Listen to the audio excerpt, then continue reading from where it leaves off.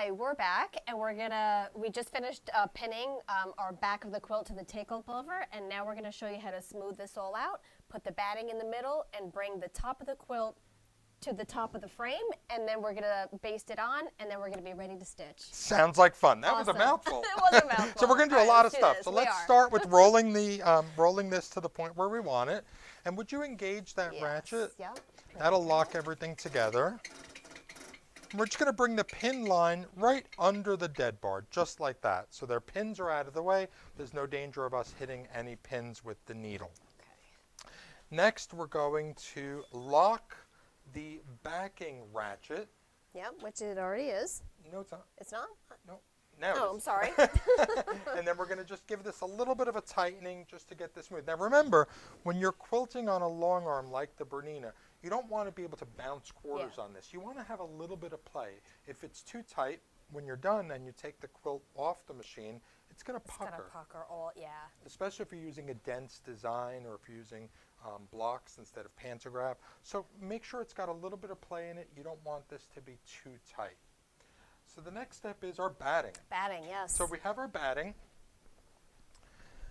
and we're going to lay this on. Whoops, there we go. Okay.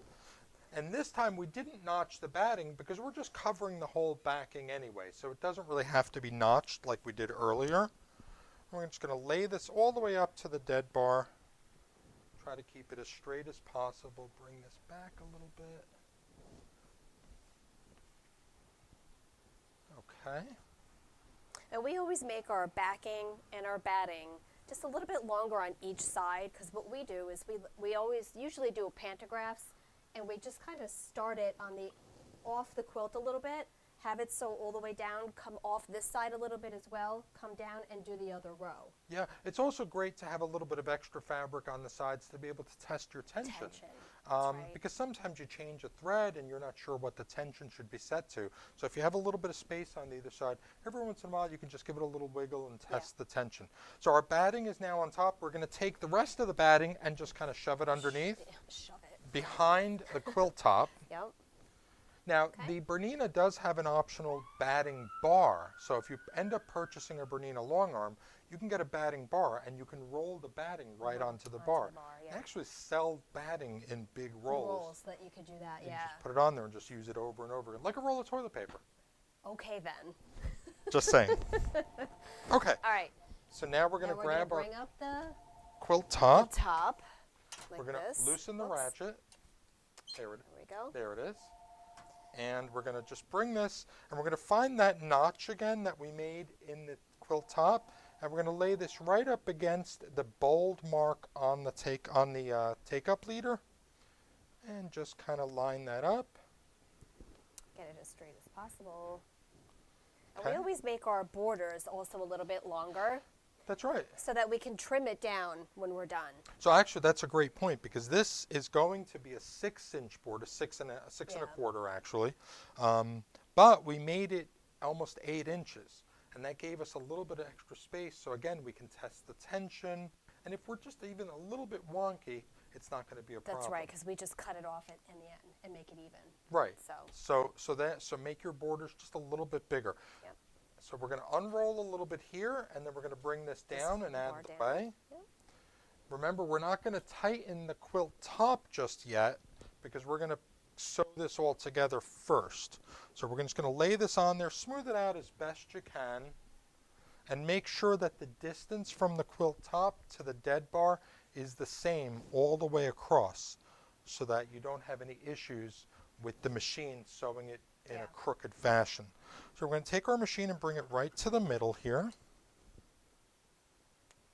Finally, we're getting to use the machine. This is awesome. It's awesome. It's been a while, yeah. We're going to push our machine to the back, and we're going to look to see how far the distance is from the needle to the dead bar. And I can see already that we need to bring the quilt back a little bit. So we're going to loosen our ratchet for the take-up rail. We're going to turn our backing fabric, turn that, there you go, right there. And, oh, too much, I think. Yeah. Yep, we went a little bit too much, so let's come back a little bit. Right there.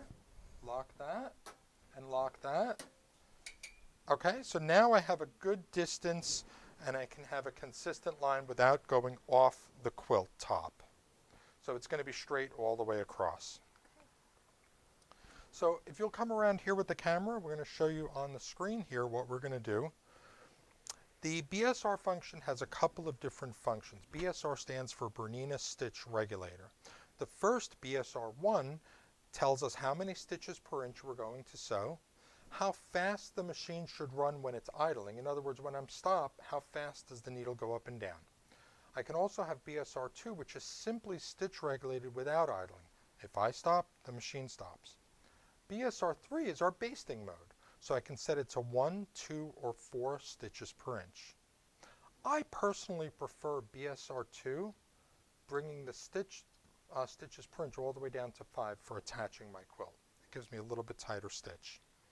So now I'm ready to go. I'm lined up with my notch, which is right in the center. I'm going to activate the machine, and I'm going to start working my way to the left. Whoops, I wasn't back far enough. There we go.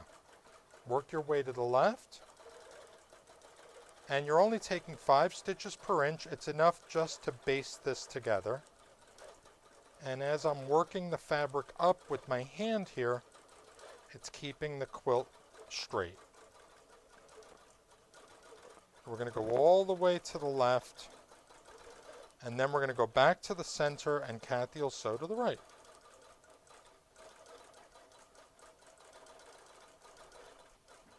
It's really important to get this on here straight. And there we go. Bring the needle up. Bring my presser foot up. That loosens the tension. Go back to that last point where I just was. Take a single stitch in place and pull up my bobbin and snip. Always have a pair of scissors handy, so it makes this job a lot easier. Okay, and Kathy's going to take it away from here. Okay. So now we're going to just go ahead and do the same thing Al just did in the other direction. So we're going to come all the way up like this. Okay. And now I'm going to work it this way, kind of smoothing the fabric like this. I should actually probably switch hands, but it's okay.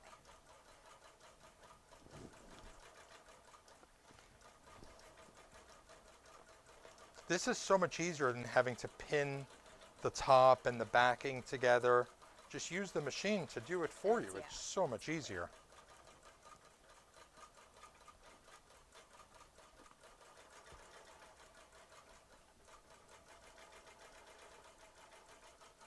Okay, so right off, and then stop. Bring the needle up, presser foot up. Okay, and then just bring this down, and then take 1 stitch in place. Bring my bobbin thread up, and cut. Oops. So now we have all 3 layers stitched together. We are almost ready to quilt. There is one more thing we need to do. And the Bernina long arm has, again, that handy the handy quilt top rail that you can lift up, which really it's essential at this point to do this. So we're going to raise this rail up, going to roll the fabric on, and now you have the ability to come in here and smooth out your batting. Yeah. So it's not all tight and locked together at this point. You can smooth out your batting, make sure you don't have any wrinkles or anything in there.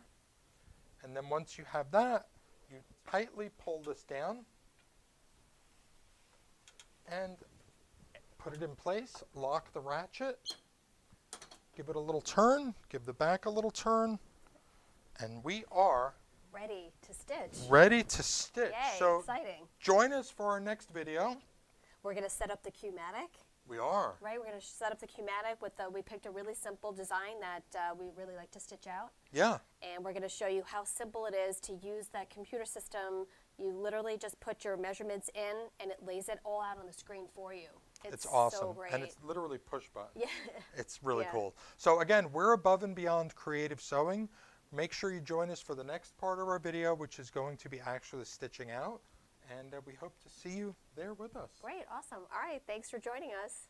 Bye-bye. Bye-bye.